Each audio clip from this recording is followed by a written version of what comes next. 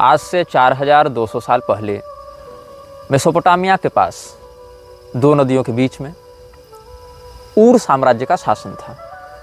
ऊर तृतीय वहाँ का राजा था और उसके शासनकाल में एक बच्चे ने जन्म लिया। उस बच्चे की महत्वाकांक्षाएं बहुत अधिक थीं और राजा ऊर का साम्राज्य बहुत बड़ा नहीं था। उस बच्चे ने प्राचीन विद्याओं के विशेषज्ञों से संपर्क किया क्योंकि उसकी किस्मत में कुछ और लिखा था। अपने प्रारब्ध में लिखे हुए राज्य सत्ता को प्राप्त करने के लिए उसने विद्रोह किया। असफल रहा क्योंकि उसके पास बड़ी छोटी सी सेना थी, 1000 लोगों की। ज्योतिषियों ने भविष्यवाणी की थी कि यह बच्चा आगे चलकर इस राज्य का राजा बनेगा। तो राजा ऊर के अत्याचारों से जो लोग परेशान थे, आतंकित थे, उन लोगों ने उस बच्चे का साथ दिया। लेकिन लोगों की संख्या कम थी, 1000 लोग राजा के सामने कुछ भी नहीं थे। राजा ने विद्रोह को दबा दिया, बच्चे को मरवाने के फरमान जारी कर दिए गए। लेकिन बच्चा भाग निकला। बच्चा भागकर सीरिया की ओर बढ़ा, रेगिस्तानों की ओर बढ़ा और वहाँ पर उसे कुछ ऐसा मिला जिसकी उसने कभी कल्पना नहीं की थी। एक काउंसिल, एक संगठन जिसमें 15 लोग थे। ये 15 लोग एक ऐसे व्यक्ति की खोज में थे जो उनका नेतृत्व कर सके। इन 15 लोगों के पास अलग अलग शक्तियाँ थीं, अलग अलग सामर्थ्य थे, अलग अलग प्रकार की इच्छाएं थीं और ये आपस में एकजुट नहीं हो पाते थे। इन्हें आवश्यकता थी एक ऐसे नेता की जो इन सबों को एक सूत्र में बांध सके, इनकी शक्तियों का एकत्रीकरण करके अपने उद्देश्य के लिए प्रयोग कर सके। उन 15 लोगों ने इसको अपना नेता चुना, अपनी शक्तियों का एक बड़ा भाग इसके विकास में लगाया और इन 16 लोगों ने मिलकर एक शक्ति को उत्पन्न किया। ये जो बच्चा है इसके विषय में आप जानते हैं, इसका नाम है अहरिमान आर्द्र म्लेच्छ, जिसे हम कहते हैं म्लेच्छराज। 16 लोगों की यह सभा म्लेच्छराज के नेतृत्व में उसके 15 पार्षदों के साथ बनी इस सभा ने अपने शरीर से अपनी शक्ति का एक एक अंश निकालकर उसको सम्मिलित किया और एक शैतान को बनाया। उस शैतान का नाम था अनाम म्लेच्छ। वस्तुतः अनाम म्लेच्छ ही वह शक्ति है जिसकी आराधना म्लेच्छराज करता है। अनाम म्लेच्छ और आर्द्र म्लेच्छ ये दोनों साथ साथ चलते हैं। जैसे दिव्य संपदा में अश्विनी कुमार एक जैसे दिखते हैं, एक साथ चलते हैं, जैसे दिव्य संपदा में अश्विनी कुमार युगल हैं, वैसे ही आसुरी संपदा में आर्द्र म्लेच्छ और अनाम म्लेच्छ दोनों साथ साथ चलते हैं, दोनों युगल हैं, दोनों संयुक्त हैं। आर्द्र म्लेच्छ को, म्लेच्छराज को जो शक्तियां मिलती हैं वो वस्तुतः अनाम म्लेच्छ से ही उसे प्राप्त होती हैं। अनाम म्लेच्छ का नाम अनाम इसीलिए है क्योंकि इसकी प्रसिद्धि अधिक नहीं हुई, क्योंकि इसने अपने दूसरे रूप से सारे कार्यों को किया है। ये कभी सामने आया नहीं, कभी इसने सीधा हस्तक्षेप नहीं किया। ये वो राजा है जो अभी तक अपने चेहरे को सार्वजनिक नहीं करना चाहता। ये समस्त कार्यों को करने के लिए आर्द्र म्लेच्छ का आश्रय लेता है। तो वस्तुतः म्लेच्छराज मतलब जो आर्द्र म्लेच्छ है वो राजा तो अवश्य है, लेकिन वो राजा स्वतंत्र नहीं है। उस राजा की इच्छाएं स्वतंत्र नहीं हैं। उस राजा को अगर कुछ करना है तो उसको अनाम म्लेच्छ से सहमति और अनुमति लेनी पड़ेगी। एक तरीके से कहें तो एक ही शरीर में रहने वाली ये दो शक्तियां हैं। आर्द्र म्लेच्छ का शरीर और उसके अंदर जो नियंत्रण है वो अनाम म्लेच्छ का है।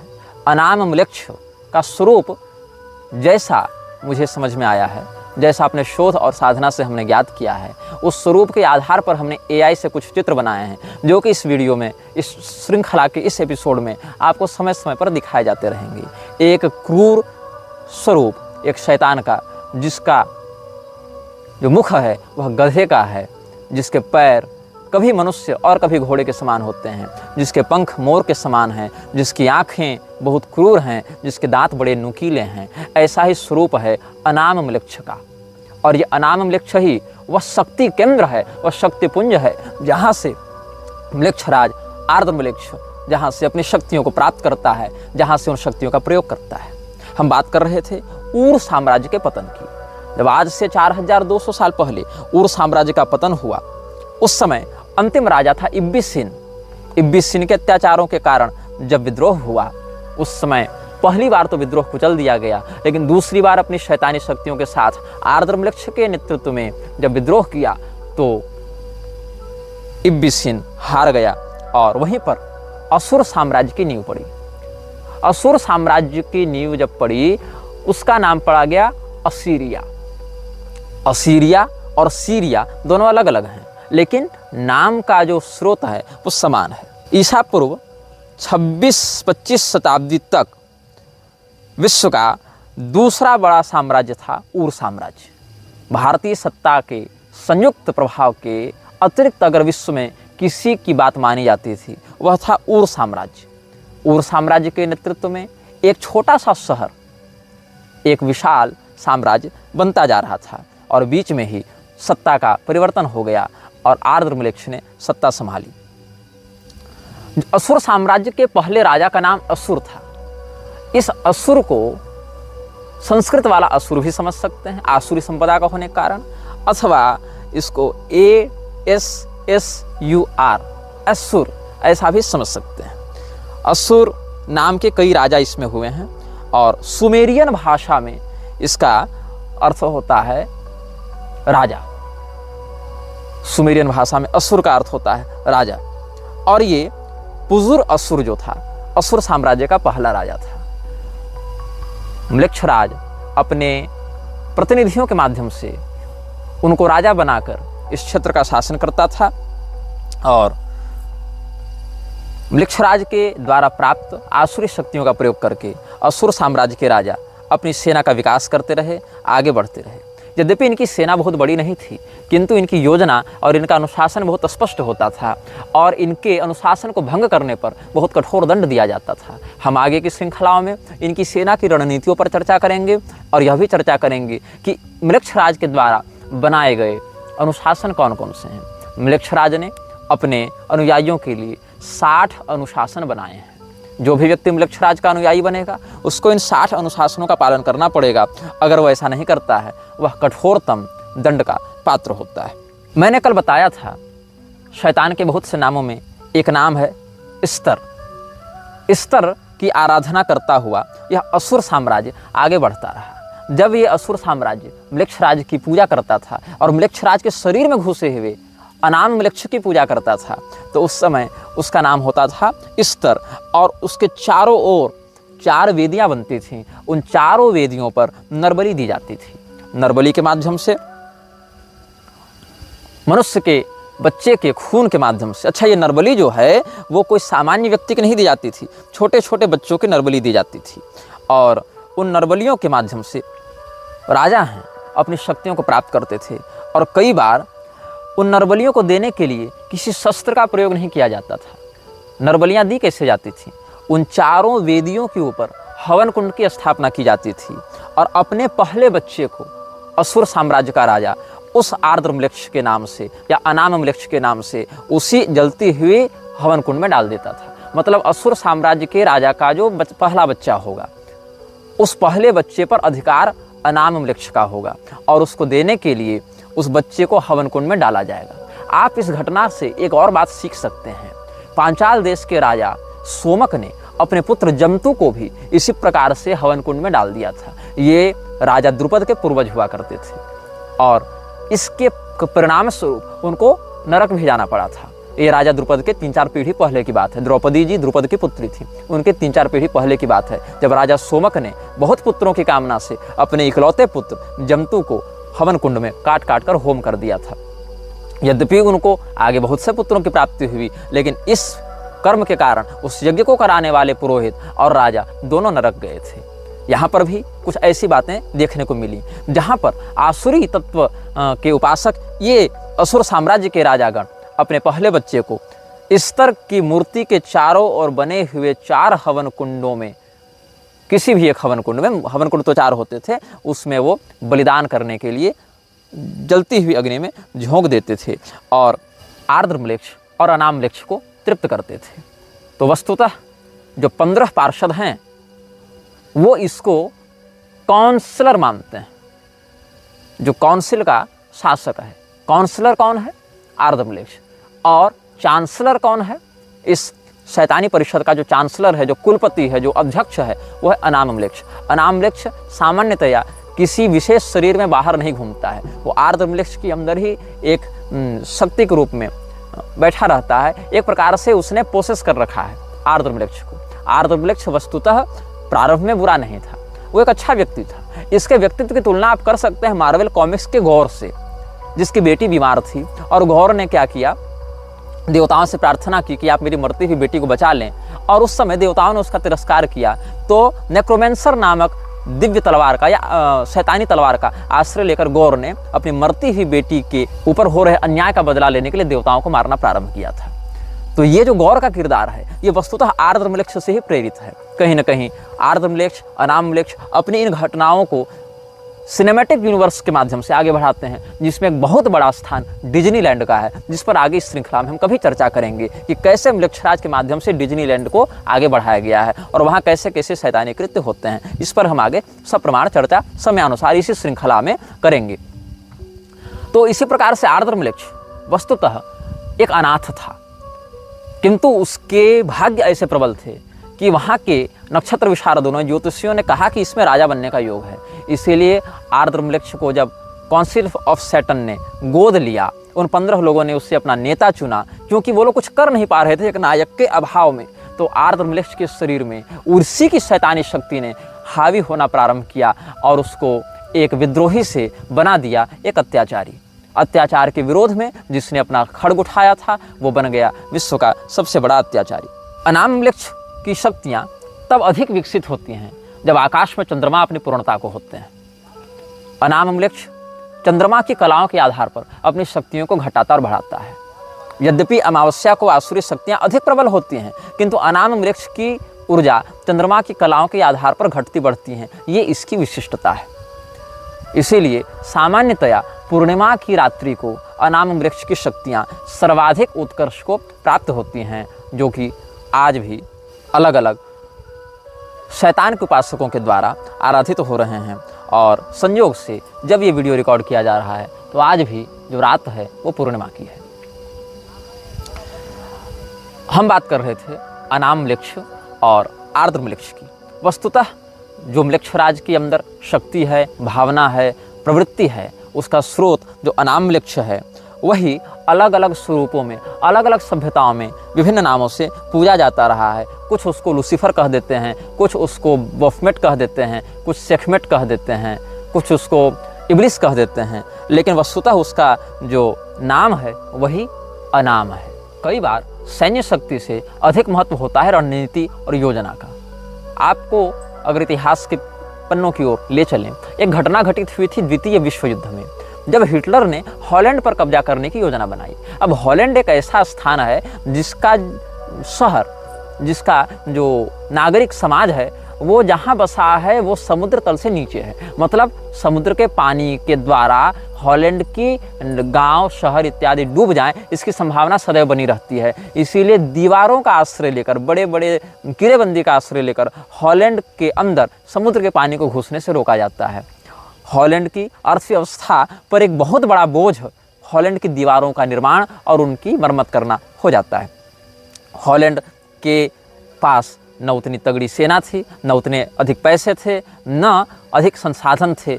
हिटलर ने सोचा कि हम हॉलैंड पर अतिशीघ्र कब्जा कर लेंगे। हिटलर ने आक्रमण कर दिया।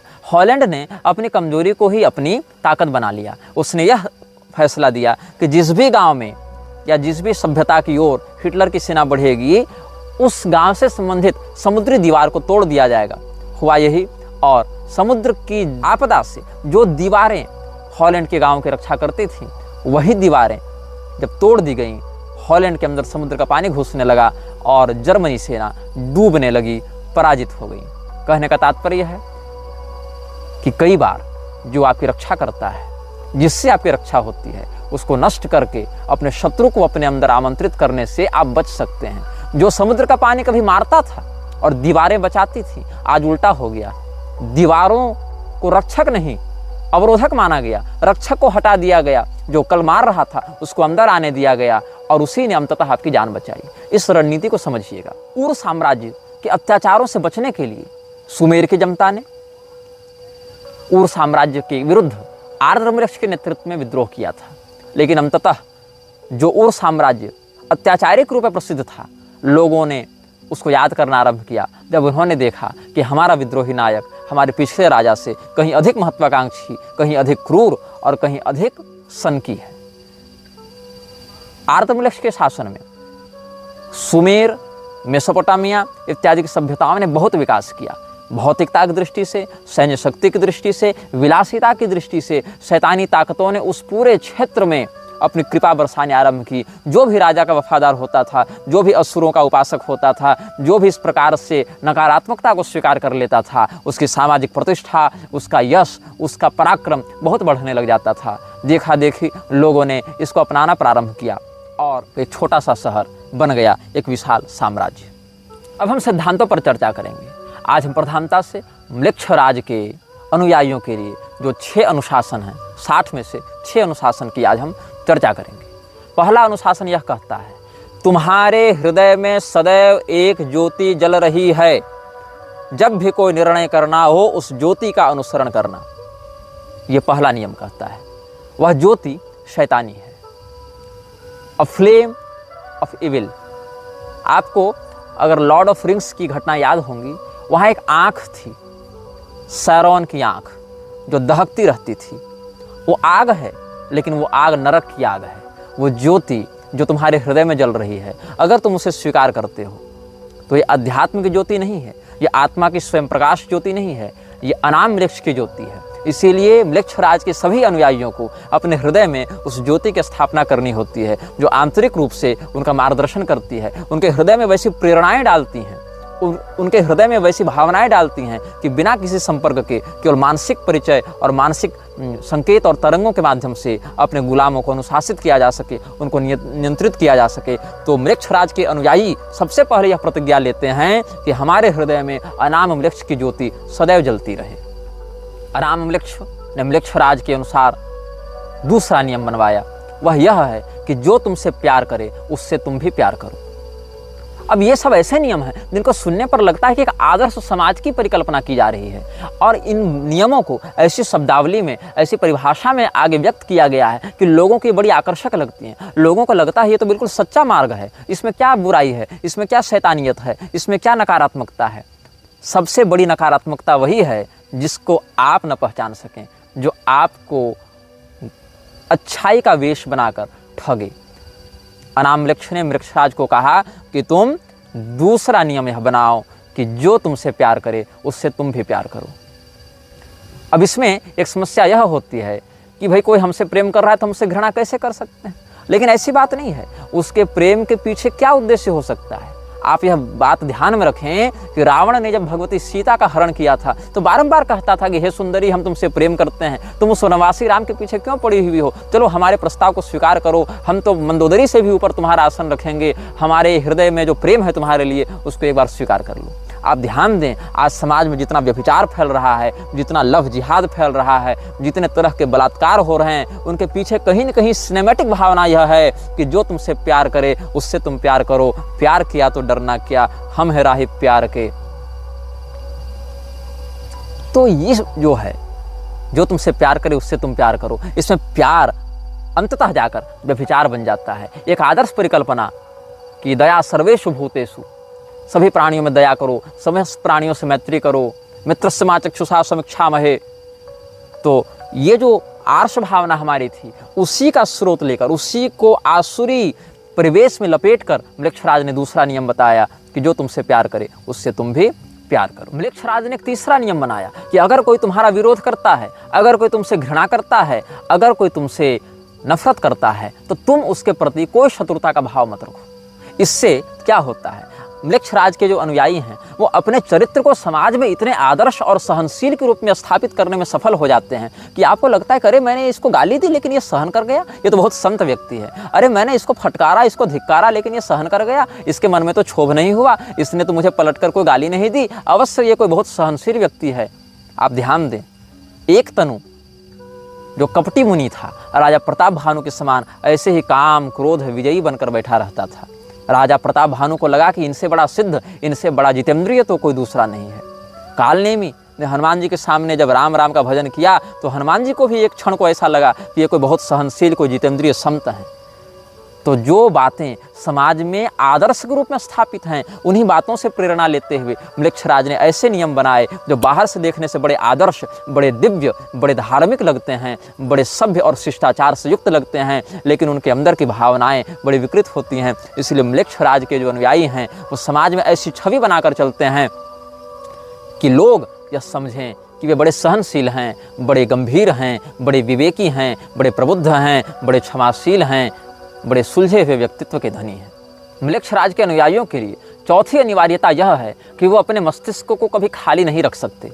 मतलब उनको सदैव कोई ना कोई योजना बनाती रहनी पड़ेगी। योजनाएं जब तक दिमाग में चलेंगी तब तक म्लेच्छराज को उतनी योजनाएं पता चलती रहेंगी। म्लेच्छराज अकेला व्यक्ति है और एक अकेला व्यक्ति हर प्रकार का चिंतन एक साथ नहीं कर सकता। लेकिन अगर उसको 10 लोग सलाह दे रहे हैं, 50 लोग परामर्श दे रहे हैं, 100 लोग परामर्श दे रहे हैं, तो 50-100 लोगों के विचारों के कारण एक साथ 50-100 विचारों से जुड़ सकता है। इसीलिए पहले नियम के अनुसार जो ज्योति हृदय में स्थापित है, उसी ज्योति के माध्यम से वो तुम पर नजर रखे हुए है। वो शैतानी ज्योति जो हृदय में तुमने संकल्प से स्थापित की है, उसकी गुलामी स्वीकार करके तुम अपने मन में जब योजनाएं बनाते हो, उन्हीं योजनाओं को वो सुनता है, वो समझता है, एक साथ उनको ग्रहण करता है। जैसे इंद्रिय विषयों को ग्रहण करती है, वैसे तुम्हारे हृदय की उस भावना को समझ लेता है, पकड़ लेता है। अगर तुमने एक बार अपना जीवन उसको सौंप दिया तो मानसिक रूप से तुम उससे बंध गए। फिर तुम जो जो योजना बनाओगे वो सारी बातें उसको पता चलती रहेंगी। अगर उसके विरुद्ध कुछ योजना बना रहे हो तो वह भी, और अगर उसके अभियान के लिए कुछ योजना बना रहे हो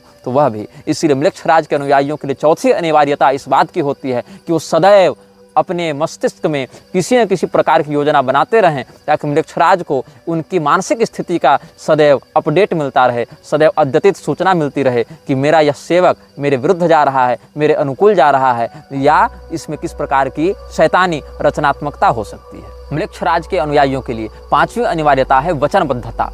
अगर म्लेच्छराज का एक अनुयायी किसी दूसरे के प्रति कोई वचन दे देता है तो चाहे भौतिक रूप से उसको क्षति हो, चाहे उसकी इज्जत रहे न रहे, चाहे उसका पैसा रहे न रहे, चाहे उसका परिवार रहे न रहे, चाहे उसके शरीर के अंग भी काट कर अलग कर दिए जाएं, किंतु वह वचन नहीं तोड़ सकता है। वचनबद्धता पांचवा नियम है। म्लेच्छराज के अनुयायी अपने वचन को कभी भंग नहीं कर सकते। सत्य प्रतिज्ञ होना सनातन धर्म में बहुत श्रेष्ठ बात मानी गई है। राजा दशरथ, महाराज हरिश्चंद्र, शिवी इत्यादि राजाओं का बहुत उत्तम चरित्र है सत्यनिष्ठा के लिए। लेकिन इसी अच्छाई को शैतानी परिवेश में परोसते हुए म्लेच्छराज ने कहा कि बी अ मैन और वुमेन ऑफ वर्ड्स। तुम अपने मुख से निकले प्रत्येक शब्द को सत्य करने के लिए, चरितार्थ करने के लिए, बिना किसी विकृति के उस पर निष्ठा बनाए रखने के लिए बाध्य हो। तुम किसी भी परिस्थिति में हमारे प्रति किए गए समझौते को नहीं तोड़ सकते हो। अगर समझौता टूटेगा तो वह शरीर भी नष्ट किया जाएगा जिस शरीर के साथ इस समझौते को लिखा गया था, बांधा गया था। You can't make a pact with demon and you can't deny with it. आप अगर शैतान के साथ कोई समझौता करते हैं, वो समझौता उस शरीर के साथ ही खत्म होता है जिस शरीर के साथ आपने समझौता बनाया था। और अगर आपने यह समझौता अपनी चेतना से जोड़कर बनाया है, तब फिर आपकी पारलौकिक गति भी बाधित होगी। शरीर नष्ट होने के साथ साथ वो समझौता नष्ट नहीं होगा। फिर अगर शारीरिक केवल आपने बनाया है समझौता, तब शरीर नष्ट होगा। अगर समझौता टूटा तो आप मरेंगे। लेकिन अगर आपने अपनी चेतना उसको बेच दी है तो आपको इतना कुछ धन दौलत दे देगा, इतने बड़े स्तर पर पहुंचा देगा वह, कि आपको लगेगा कि विश्व मेरी उंगलियों पर नाच रहा है। लेकिन फिर वह आपकी चेतना को अपना वशीभूत करके, जिस प्रकार से प्रेत सिद्धि इत्यादि करके रख लेते हैं, वैसे ही आपकी ऊर्जा को वह अपना आहार बनाकर आपसे अपनी गुलामी अंतस्थित भाव से भी कराएगा। आपकी पारलौकिक गति में वह व्यवधान उत्पन्न करेगा। जैसे प्रेत की उपासना करने वाले लोग अंत में प्रेत गति को प्राप्त होते हैं, वैसे शैतान के साथ समझौता करने वाले लोग भी शैतान के ही गुलाम बन जाते हैं। म्लेच्छराज का बनाया हुआ छठा नियम पांचवें नियम से जुड़ा हुआ है। पांचवा नियम यह कहता है कि आप कभी भी अपने वचन को नहीं तोड़ सकते। लेकिन छठा नियम यह कहता है कि यदि बात आती है अपने हाउस को बचाने की, हाउस मतलब आपका घर नहीं, हाउस मतलब हाउस ऑफ काउंसिल, जहाँ पर आपकी शैतानी परिषद बैठी है, अगर उसके अस्तित्व की बात आती है तो आप अपने वचन को तोड़ेंगे। आप वहाँ पर कंप्रोमाइज़ करेंगे। आप वहाँ पर स्वयं को एक व्यक्ति मानकर नहीं चल सकते कि मैं एक व्यक्ति हूँ, मैंने वचन दिया। अगर संस्था को बचाने की बात आएगी तो आपको अपने वचन को अगर तोड़ना पड़ेगा। संस्था अगर वचन तोड़ने से बचेगी तो वहाँ पर आप अपने वचन को तोड़ेंगे। कुल मिलाकर बात यह है कि शैतानी परिषद का जो 15 लोग हैं और 16वां जो उनका नेतृत्व करता है आर्द्रम्लेक्ष, जिसके अंदर घुसा है 17वां तत्व अनामम्लेक्ष, इसीलिए कहते हैं the council of 17 ruled by 2। ये भी शब्द बहुत स्थानों पर जो इस विषय में शोध करते हैं उनको मिलता है। काउंसिल ऑफ 17 रूल्ड बाय 2, 17 लोगों का यह परिषद है जिसमें 2 व्यक्ति शासन करते हैं। दिखते 16 हैं क्योंकि अनामम्लेक्ष और आर्द्रम्लेक्ष तो एक ही शरीर में रहते हैं, लेकिन हैं वो 2। तो काउंसिल ऑफ 17 रूल्ड बाय 2, तो इस काउंसिल को ही हाउस कहा गया है, यही इनका घर है। आपका घर कहीं बाहर नहीं। जो शैतान के गुलाम हैं, मृक्षराज के सेवक हैं, वो इसी काउंसिल के वफादार हैं, इसी घर के परिवार के सदस्य हैं। तो अगर वचन को पूरा करने से परिवार बचता है तो वचन पूरा किया जाएगा, तब आप वचन तोड़ नहीं सकते। और अगर वचन को तोड़ने से परिवार बचेगा तो आप वहाँ पर यह नहीं कर सकते कि हमने वचन दे दिया तो अब हम निभाएंगे, मेरी प्रतिष्ठा की बात है, बिल्कुल नहीं। आप कंप्रोमाइज़ करेंगे। यह 5वें नियम का एक अपवाद 6ठे नियम के रूप में बताया जाता है। आज हमने चर्चा की म्लेच्छराज को शक्ति कहाँ से मिलती है, म्लेच्छराज का जन्म कहाँ हुआ था, म्लेच्छराज के अंदर कौन सी शक्ति काम करती है, म्लेच्छराज बना कैसे। एक असफल साधक जो अपनी महत्वाकांक्षाओं को पूर्ण न कर सका और देवताओं से वैर कर लिया, अपने साथ 15 शैतानी उपासकों को लेकर अपनी ऊर्जा से एक नए शैतानी ऊर्जा को जिसने निर्मित किया और फिर उसी के वशीभूत हो गया, उसी के सम्मोहन में आ गया। अनामम्लेक्ष के द्वारा नियंत्रित किया जा रहा आर्द्रम्लेक्ष ही हमारे द्वारा यहाँ म्लेच्छराज शब्द से बताया जा रहा है, जिसके विषय में इस संसार की बहुत कम शक्तियाँ जानती हैं और अधिकांश शक्तियाँ जानकर भी मौन रहती हैं।